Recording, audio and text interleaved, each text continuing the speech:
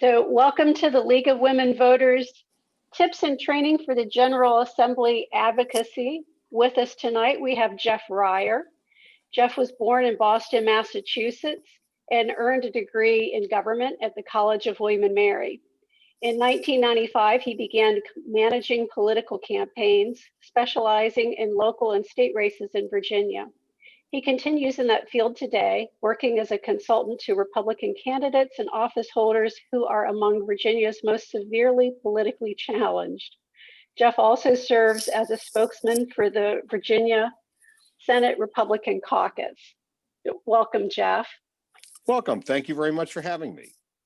And also with us tonight is Krysta Jones. Krysta is a member of the Arlington League and serves as our new member mentor. And so thank you, Krysta. Thank you. And I will let you take it away. Thank you so much, Deb. And thank you all for joining us this evening for our conversation on strategy. So first, Jeff and I are going to have a conversation, and then we will open up the chat, or then we'll answer any questions that you have in the chat. Then we're going to go to some scenarios. We have 3 different scenarios that we'd like you to consider using the information that you have gained today or any previous knowledge. You know, when I think of strategy, I think it's really important for us to consider how we can be more strategic moving forward, especially when we have a lot of things going on, especially like the league, how the league does. And I think things pop up a lot of the time, and we want to avoid being last minute. So we want to be most effective by planning ahead as much as we can. So Jeff, how do you define strategy, and why do you think it's important to be strategic when working on legislation? Well, a strategy is a plan that realistically assesses the challenges before you. And in a lot of cases, you have big strategies, like what the group's overall goals are. But when you get to the legislative level and you're talking about specific legislation, your strategy is actually much narrower. It's based on what's it going to take to get the votes necessary and to put the legislation in a position where it's capable of garnering enough votes to get through both houses and through a very daunting committee process, which can be very difficult, and where sometimes you find people on the other side who are strategically placed that you have to overcome. Anticipating that and kind of plotting it out for yourself is what a strategy is all about. Can we determine where the potential pitfalls are, where we're going to run into problems, and what it's going to take to overcome those problems when they're there?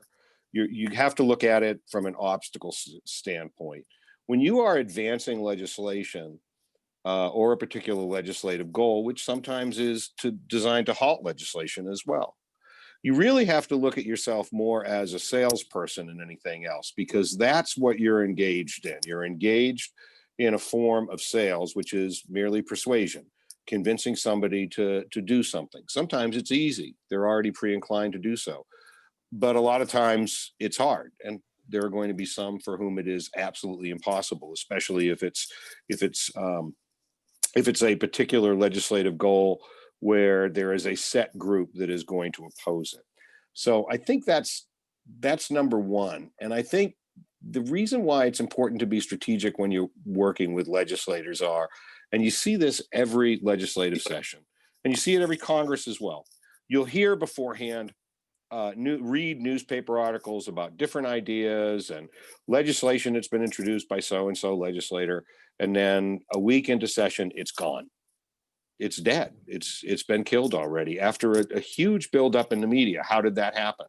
Well, there wasn't a strategy behind it. More often than not, it's somebody just floating something, or somebody who had a unique idea or whatever that didn't grab. That doesn't mean that it won't be out sometimes in the future and at some point in the future, but it does mean that for the time being, it's not going anywhere.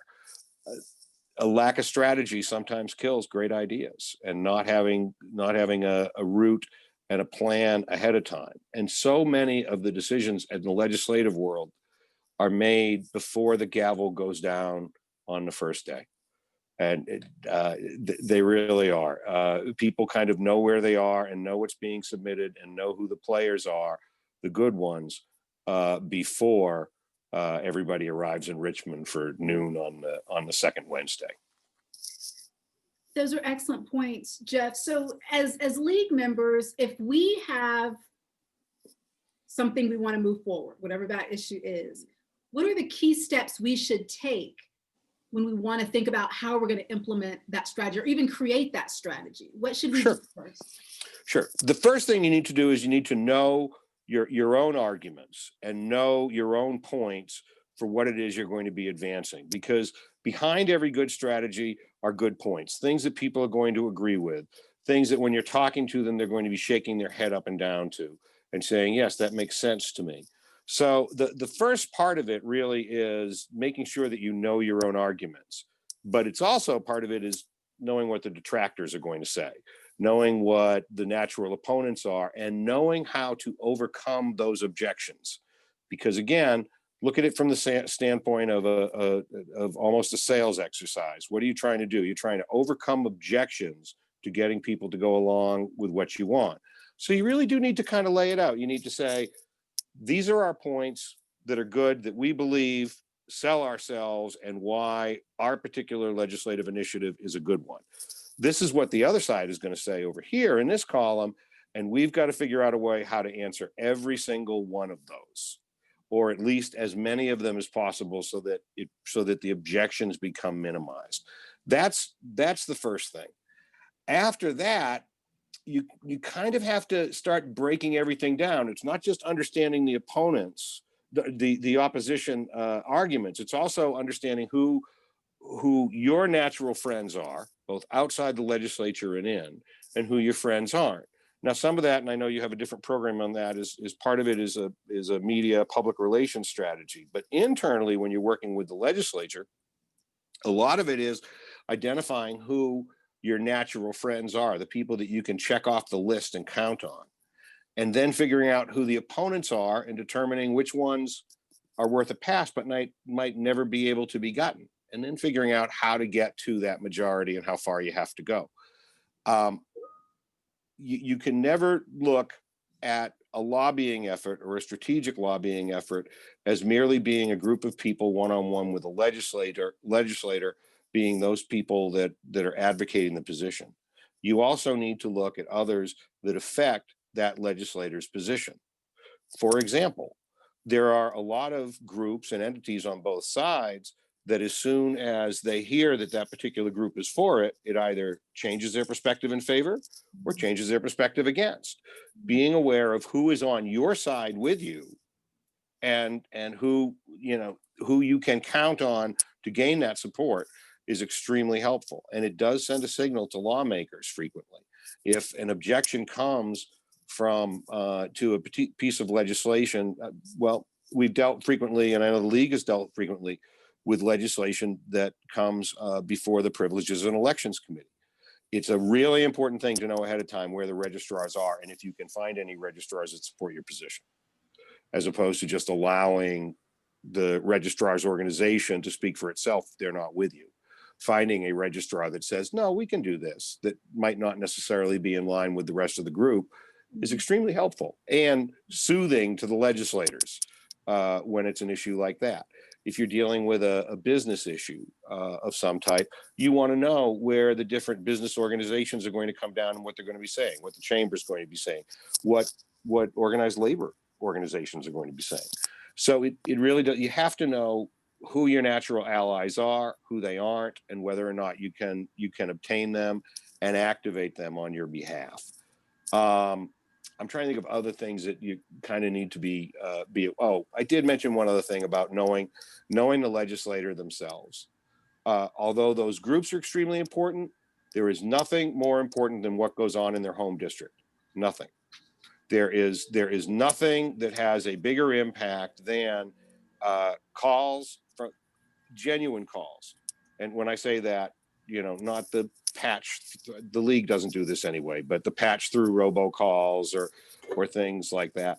But genuine calls that come from people that they would know, or people that might attend their church, or people that are part of a Kiwanis group or a Rotary or anything like that. Voices from home make a very big difference with legislators, and can get you surprising support and sway votes that you were not anticipating, and can help you sometimes in overcoming the larger groups. One thing that I find people, and maybe some groups look at, but some don't, is there's nothing wrong with determining, from looking at an individual legislator, breaking it down and saying, okay, who have been this person's supporters in the past? Who shows up on VPAP as being a donor? Are any of those groups or organizations natural allies of us? Should I have somebody from that organization contact them? Yes, of course. And you should do that level of analysis if you have the time. And it's a good assignment for anybody in an organization setting out a strategy to really examine the legislative votes that you're going for and have to obtain, to figure out ways to get them. Because a lot of people who start out a no can be switched to a yes under the right circumstances and with the right people persuading them. I know that's a lot, but you had a big topic. That was a big question. That's excellent, but it is a lot. And do you know what any individual organizations do in terms of operationalizing that? So, is there a checklist? Is there other ways that they can kind of tactically start to dive into some of the exact things you mentioned? The ones that are very serious about campaigns go to that level, and the ones who are very well financed with legislative campaigns go to that level. I think the two best examples, or there's three examples of that have occurred over the course of the last 15, 20 years. And by the way, in the case of one of them, they were ultimately overcome. The payday lenders are probably one of the best examples, as far as a group that was extremely good at understanding and influencing individual legislators and succeeded in some point against constituent groups. Now, eventually, those constituent groups, local people who were concerned, caught up with the tactics and were able to overcome it. It's a really good case study on that. Certainly hospitals, when it came to Medicaid expansion, more than anything else, they were exceptionally good at that sort of thing. There was the casino people who were a little more stealth about it, but they were very good. And I think the casino people benefited a lot from the fact that it happened so quickly, that groups on the other side that might have been louder and able to be organized just weren't. And also, I would say in the case of the casino people kind of had the anti-casino people had the same problem that the anti-payday lender people had, which is they were not a natural, they were people who shared the same opinion, who were not natural allies, who were not accustomed to working together, because you have people on the religious extremes on both ends. I shouldn't say extremes, but you have social issue liberals and social issue conservatives who agree on a position that it took a while for them to work together effectively on payday, and to have the right people together to start curtailing it and rolling it back. With casinos, everything happened so quickly. I don't think that they were capable of. I just didn't think there was the opportunity for the unnatural constituencies to kind of come together on it. And whenever something is promoted with the idea that there is going to be a large cash revenue source for the Commonwealth behind it, you're fighting with an additional disadvantage that's difficult to overcome. Don't take my word for it. You can read the history of prohibition, and how that amendment passed, or event. And of course, it got repealed, but how that amendment passed, and income was the hardest time they had, the hardest argument they really had in overcoming it. But you see that in the General Assembly quite a bit. Excellent, thank you. And so on the flip side, do you have any insight, in addition to what you've already mentioned, on how legislators, parties, and caucuses determine their strategy, particularly how far ahead do they plan? Legislators and caucuses and parties have entirely different approach to strategies, because they are not always naturally united behind a single topic. Mhm. And as a result, what you see two types of caucus strategies. When you're in the minority, your strategy is based on really two things. First, what can I do to embarrass the majority and make their lives uncomfortable? Things that it would be difficult for them to disagree with. And second, the other thing that you're going to be concerned about when you're in a minority is it something that's going to advance with our own voters? Is it something that they're going to be happy, our base is going to be happy that we're promoting, or at least be satisfied with? When you're in the majority, it's actually harder to craft an agenda than it is when you're in the minority, because in the majority, you can't craft an agenda and then not be able to pass it, because in the event that you do that, you kind of look weak, and most majority caucuses aren't willing to risk that. So when something gets included in their agenda that comes from the outside, something that wasn't necessarily, that they were thinking about, or something that came from a third party group, it's a little bit harder because they have to get buy-in. They have to get buy-in from all the members ahead of time to make sure they can pass it. And that's especially a problem if you have a narrow majority. So, for example, the House Democrats would probably have, well, if they weren't so diverse, they would probably have an easier time putting together and announcing a caucus strategy than would the Senate Democrats. Just because, and you saw that during both the regular session and the special session this year, where, in talking to Democratic activists in my area, I think there was a mistaken impression among some that the agenda of the Commonwealth Institute would necessarily be the agenda of the House and Senate Democratic caucuses. They're not. It's much more divergent than that. And they have individual concerns that are based on their own district. So everything on the dream list of one group or another wasn't necessarily going to happen. And that's difficult. Getting on a minority caucus agenda is very different because it's designed to be strategic. And it's designed to, not that they wouldn't be thrilled if their items passed, but nevertheless, a lot of it is strategic.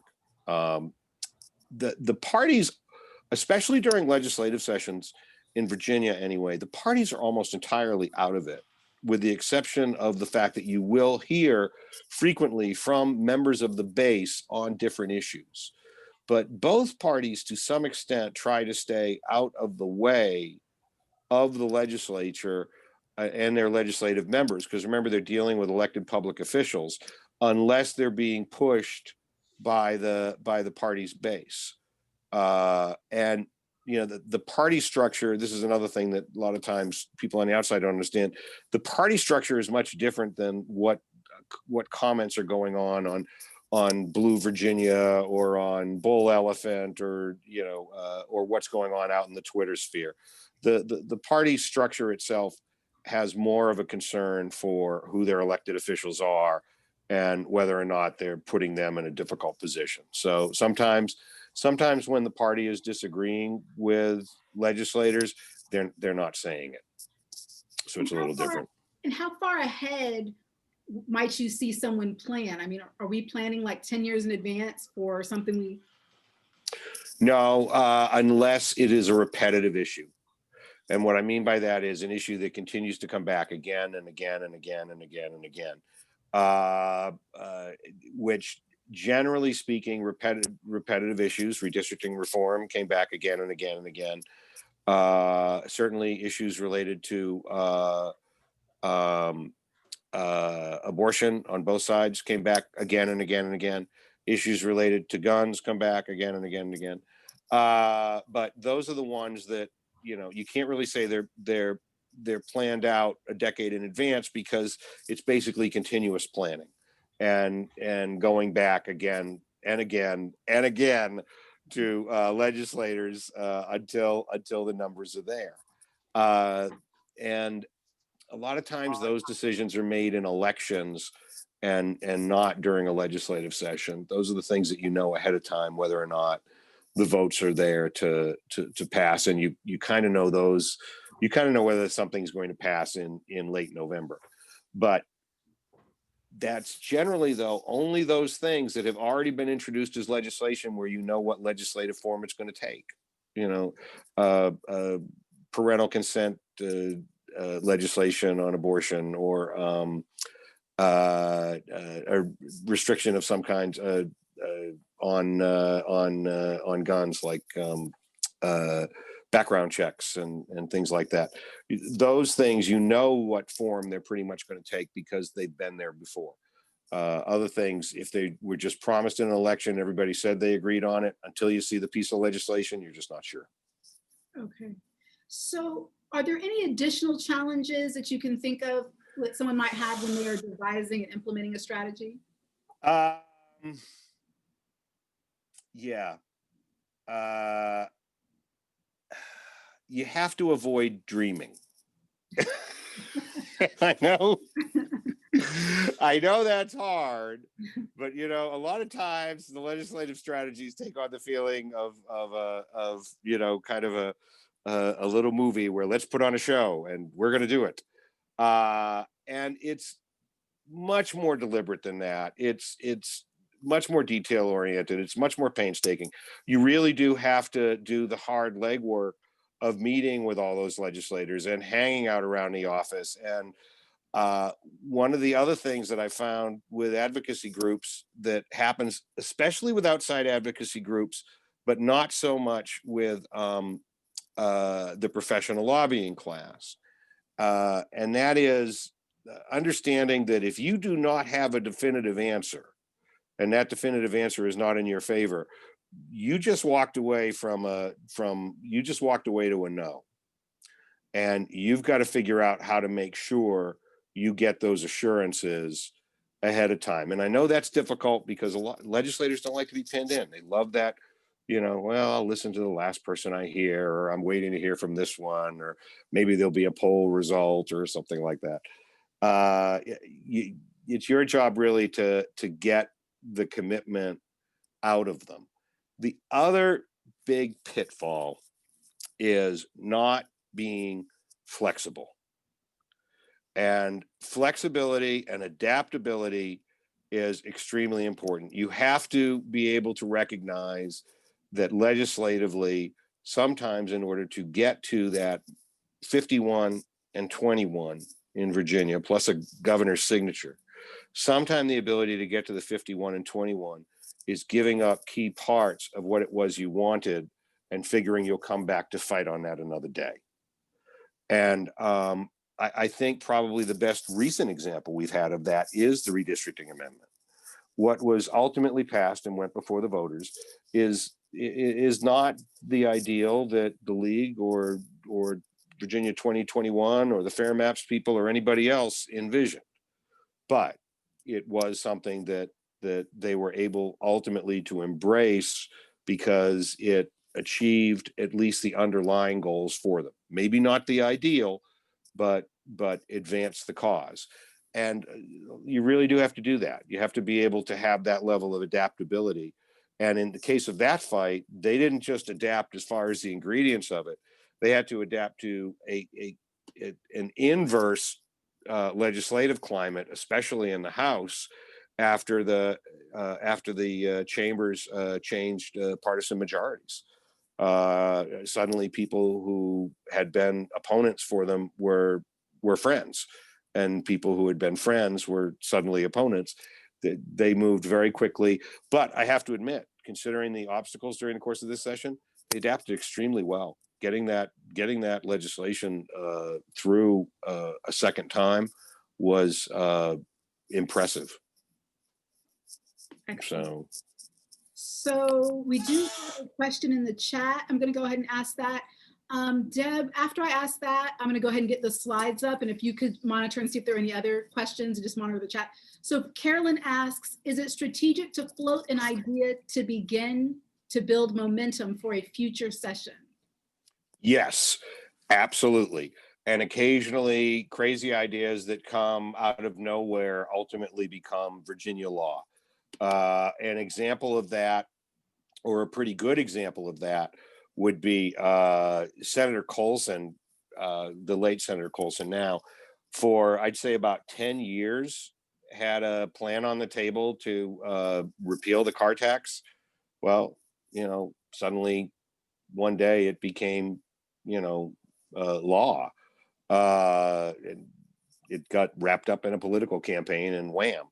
A lot of times ideas that you're seeing, and I'm sure those who have gone to legislative session for multiple years know how many times they've walked away one year without what they wanted, walked away the next year without what they wanted, and then came back the third and suddenly found that there were enough votes or enough of a coalition or a change on the issue in order to put it together.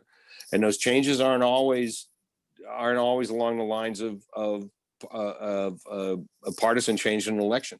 Sometimes the changes simply are feedback from home, changes to the external circumstances surrounding the issue. It can be any number of things. So, Excellent. Thank you. Thank you. Let's start with our scenarios. So everyone get ready. I'm going to give you about 60 seconds to think through each one, and we'll discuss them as we go along. So scenario one, let's imagine that polling results are released which refute the findings of an issue that the League of Women Voters has worked on. What do you do next? Well, assuming you... This is for the attendees. Let the attendees... Oh, good. Oh, I love this. Okay. Oh, okay. This is better. Okay, go. And Mary Grace, we'll get to your question after the scenarios. So polling results are released which refute the findings of an issue that the League of Women Voters has worked on. What do you do next? And so just put in the chat some of your thoughts. Okay, who was polled? Was it a scientific poll? Okay, educate your fellow voters. Polls are not the same as facts. Okay, good, Carol. Any other thoughts? I would review the exact language of the question. Did it ask what we think it asked? That's excellent, Jennifer, very good. Any other, how can we see this is to our advantage? Okay, those results. Find out whether key constituents of key legislators agree with you. Okay, Julia, despite the poll results. Okay, excellent. So we love your thoughts. Both Jeff and Deb, what do you think? Deb, you want to go first? No, go ahead, Jeff. Thank you. Oh, okay. First of all, the answers were great because that is, in fact, what you want to do. You want to question the poll results and the validity of the poll one way or another. You want to challenge the way that the question was asked. Absolutely. Because if the question was posed in such a way to elicit an answer, which frequently some of the polls, especially ones on issues that can be set up by groups, are, and you want to look at kind of the crosstabs of the poll. Okay, who is it affecting? Which ones are feeling which particular way? But questioning the poll itself and explaining why the results are either, I don't want to say necessarily skewed, but can't be relied upon because they're not really asking the question the way you're posing it in your particular issue. And that's the answers of this group are good. We've got experienced and skillful and adaptable lobbying people on the line, I can tell. Excellent. Okay, very good. Scenario two, after legislative advocacy visits, you receive a lukewarm reaction from elected officials about an issue that you are committed to and have studied. What do you do next?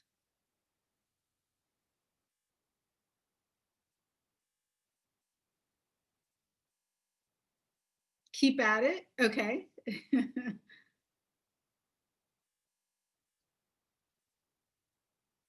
Any other thoughts?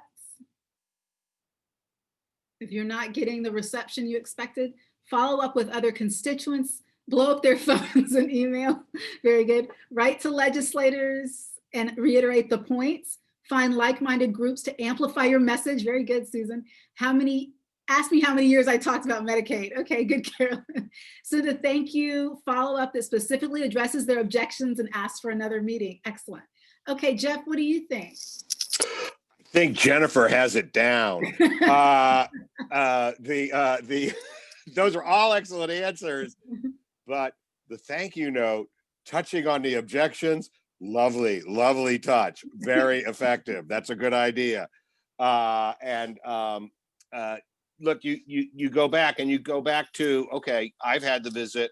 Let's go ahead and see others that might be able to contact, or I might be able to engage. That's absolutely the way to do it, to try to build a groundswell of support for your position with people that particular legislator is going to be familiar with one way or another back in the home district. And it's always great when you get somebody that they wouldn't naturally think is on your side. I mean, I think everybody here is sophisticated enough to know that, but it does make a huge difference. So, but oh my God, I love the thank you note. That was great. And so for our last scenario, more and more league members express interest in studying an issue, and you want to get a sense of how legislators feel. What do you do next? More and more league members express interest in studying an issue, and you want to get a sense of how legislators feel. What do you do next? Do a study, okay. Hold a webinar, okay.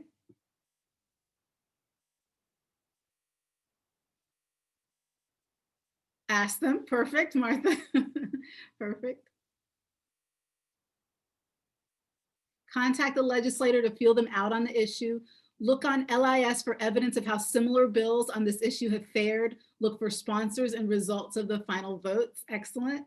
Talk to one another over coffee when not in session. Study their past votes on related or similar issues. Excellent. Okay. Any other thoughts, Jeff?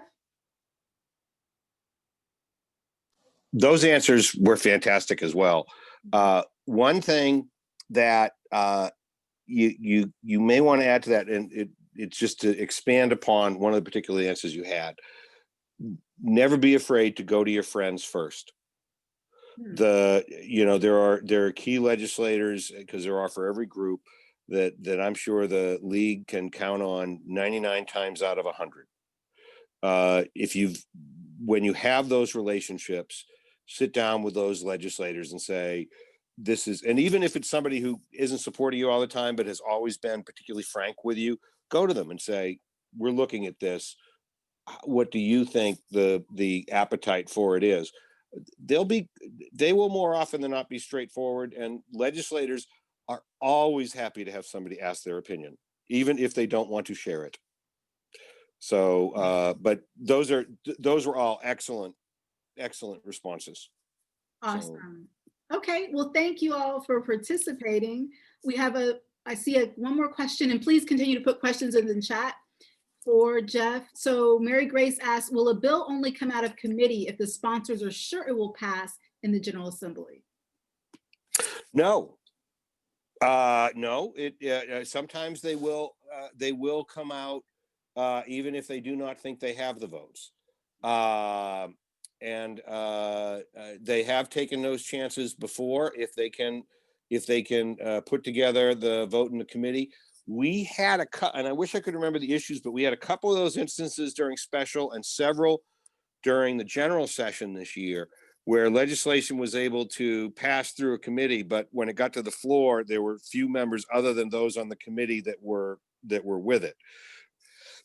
Excuse me. Frequently, what happens in that situation is it'll be re-referred to committee, or it will just fail. So that's not an unusual circumstance. That does happen, and it's not a bad thing for the group promoting it, because you know what, getting those votes on the record just gives you the roadmap for where you want to go in the future, and where you need to work. So absolutely. Very important. Okay, Carolyn says it was the one about assaulting a police officer. That was one of the bills. Yeah. They had it out, and it started falling apart on the floor. I remember that debate. Yeah. Okay. So Yvonne asks about tips for working across the aisle.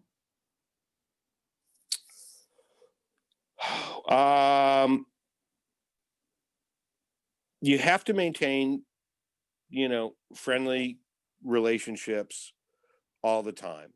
And I guess I can't stress that enough.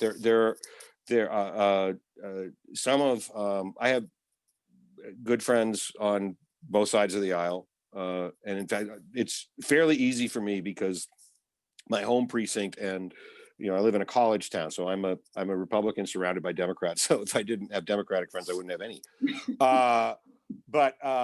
But it is extremely important to have that level of mutual respect and a willingness to talk. It can be challenging, but that really is the best way to do it. And also looking for commonality in different pieces of legislation. When somebody that is on the other side of an issue says no, well, okay, no, but what if this, or what could be done to accommodate to get you to a yes, or what changes would you have to see? Now, sometimes the changes would obliterate the legislation, so it isn't worth the time.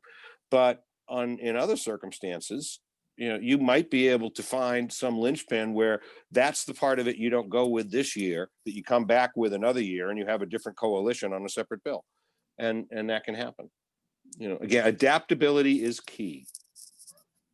Okay, excellent. Carolyn asks, I wrote a letter to the editor on an issue that may annoy certain local legislators. Should I, and I'm not sure what word. Should I avoid them until they've forgotten? Carolyn, you are brave. I really love it. No, you shouldn't avoid them. No. Do not avoid them. Look, okay, if we are in a business that where we are all dealing with issues that we deeply care about, but we still have to be able to all get along with one another, whether we're in agreement or in disagreement. We all have to be friends later. And if they can't take a little bit of criticism, they'll get over it. Don't you avoid them. You go talk to them about the other issue that they agree with you on, or that you might be able to get their agreement on, or better yet, go see them and tell them why your letter to the editor was right. Nothing wrong with that. So Excellent. So Linda asks, what contributes to a bill being referred to a finance committee before further action is taken? Which Linda is this? Is this my Linda? Is this Linda James City that's asking? Do we know? She didn't say. Let's see if she didn't say. Okay, it's all right. There's lots of Lindas. It doesn't have to be my Linda. It's Linda James City. It is my Linda. Thank you, Linda. There are two things that go into that. Let me explain. One is legitimate. The other is kind of questionable. The legitimate reason that it's sent to the Finance Committee is it has a budget implication. And the Finance Committee in the Senate, Appropriations Committee in the House, and I know they both now have similar names, but they are a very possessive group. And they like to be able to set policy quite a bit. And anything that has any monetary implications, regardless of how slight, they like it to come out with their seal of approval. So if they can find a budgetary implication in a bill, they'll ask for it to be referred. And as I'm sure all of you who are longtime legislative observers have noticed, when a member of the Finance Committee, but it's particularly the chairman of the Finance Committee, stands up and asks for a bill to be re-referred to the committee, 999 times out of 1,000, it's going to that committee, because the rest of them all have budget implications that they don't want to hurt. So that's the good reason that it goes there, or at least the normal reason. The other reason why it goes there is to die. And this is when members have determined that they don't want to take, or at least a majority of the members, usually in the majority caucus, have made a determination that the issue is such that they would rather it not remain on the floor, but they'd like to give it a soft no as opposed to a hard no. And then it goes off to the Finance Committee. And I would love to tell you that does not happen, but you would never believe me again if I told you that it didn't. You'd be like, my credibility was shot, because you've all seen it before, Right. and you've all seen it happen in the House side. You've all seen it happen in the Senate. It used to be kind of endemic in the House, but yeah, so those are the two reasons. So a lot of times when it gets referred to the Finance Committee, it's legitimate. There's a budget implication that wasn't considered.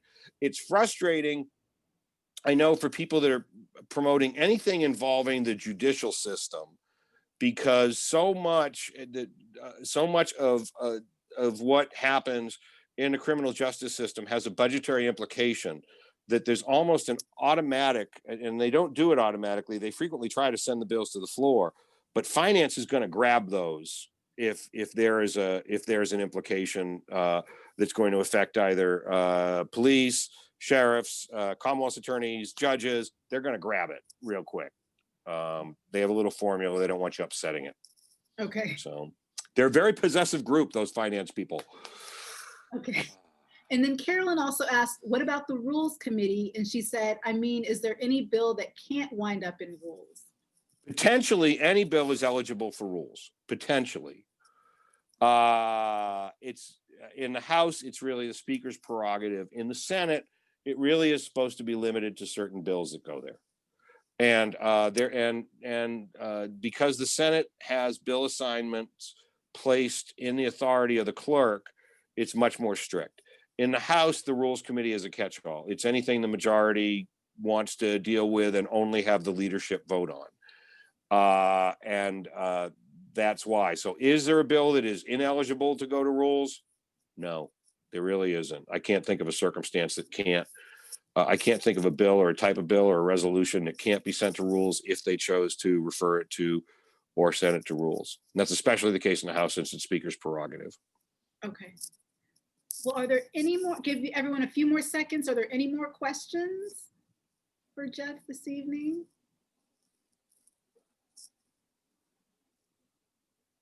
That's okay. Okay. Well, thank you, Jeff, so much. This has been a lot of fun. Thank you for having me. Linda, I found out you recommended me to do this, so thank you. As you know, I love an audience, so I'm really tickled. Thank you for including me. If anybody has any follow-up questions, get with Linda, get with Deb, get with Krysta. Somebody will find out for me. But I have to tell you, I kind of feel like I'm, talking to a group that really kind of already knows what it's doing based on my experience. So, I mean, it's good though that you're trying to get even better. Good for you. So outstanding. Thank you. Okay. Thank you, Jeff. Take care. Bye-bye. Bye. Thank you so much. And I'm going to put actually, I'll just put the next one. Tomorrow night, we have our anniversary celebration. If you haven't signed up for that yet, please do so. And if you can stick around 1 second, we have a trivia night next week on Monday that is going to be a lot of fun. And Krysta is going to be our host for that. And there's the link for that. And we actually have 2 redistricting sessions set up too. We had 2 to learn 1 tool, and we have another redistricting tool that we have lined up for next week, and that you should get an email on that tomorrow. So thank you all so much. Thank you, Krysta. Thank you for coming, and we hope to see many of you tomorrow night at our celebration. Awesome. Good night. Night.